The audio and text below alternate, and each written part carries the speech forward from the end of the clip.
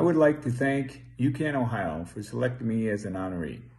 I am deeply honored to receive such recognition. I'm not sure I see how my contribution is worthy, but I think that's the point.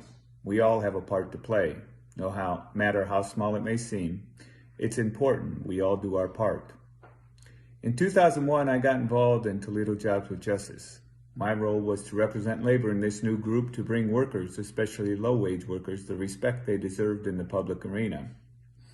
In labor disputes, it is often portrayed as business versus the union, when in reality, it is our brothers, sisters, fathers, mothers, sons, daughters, friends, and neighbors whose livelihood and the way of life are on the line.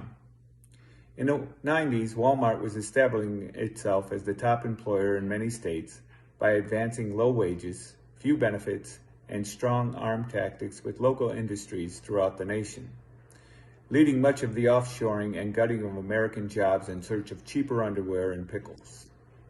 Now, I'm sure you're asking, what has this to do with healthcare? It is really rather simple.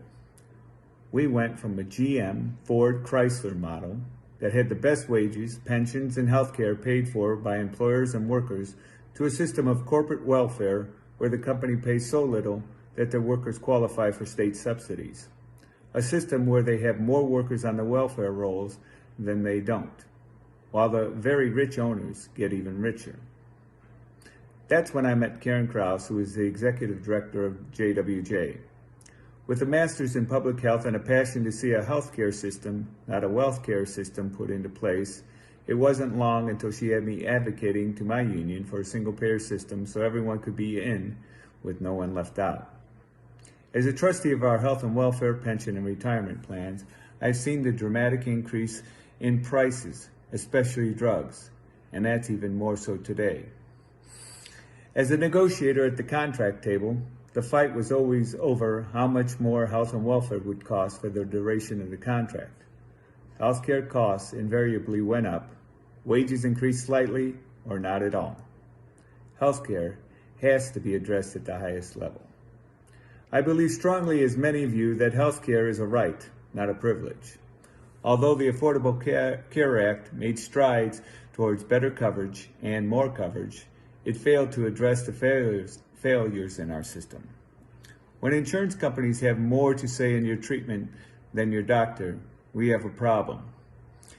The rising cost of drugs and a system based on profit fails all of us. So I ask all of you to rededicate yourselves and to start to push for the changes we all know need to happen. Recruit LAs based on human decency and care for all. If you've heard me before, I always say we need to build the parade so the politicians can run to the front and take the credit, because they will not lead us until the work is done. The motto I live by is summed up by a saying of Karen's. She always said, jobs with justice could do the difficult immediately. For the impossible, give us a little time and we'll get it done. Thank you again for this honor. I appreciate it, and let's get to work.